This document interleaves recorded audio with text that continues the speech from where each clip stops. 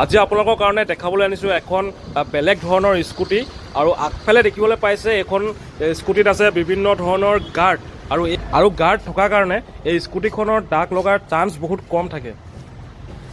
আগফালে দুটা LED headlight দুফালে দেখিবলৈ পাব আৰু এইফালে দেখিব পাৰিছে ইয়াতো গাৰ্ড আছে আৰু আগফালেও গাৰ্ড আছে। তাৰপিছত ইয়াতো ধুনীয়া ষ্টাইলৰ এইবোৰ গাৰ্ড। স্কুটিখনৰ অভাৰঅল লুকছটো দেখাইছোঁ আপোনালোকক আৰু চকাৰ ষ্টাইল চাওক, ডিজাইন চাওক, এটা ইউনিক কনচেপ্টত লৈ আনিছে এইটো কোম্পানীয়ে এইখন স্কুটি Geeon ইলেক্ট্ৰিক। আৰু পাছফালেও আপোনালোকে বিভিন্ন ধৰণৰ গাৰ্ড দেখিব পাব এখন স্কুটিত।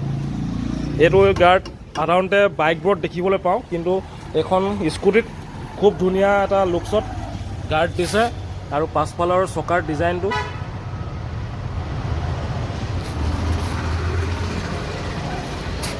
আৰু এইফালে বেক লাইট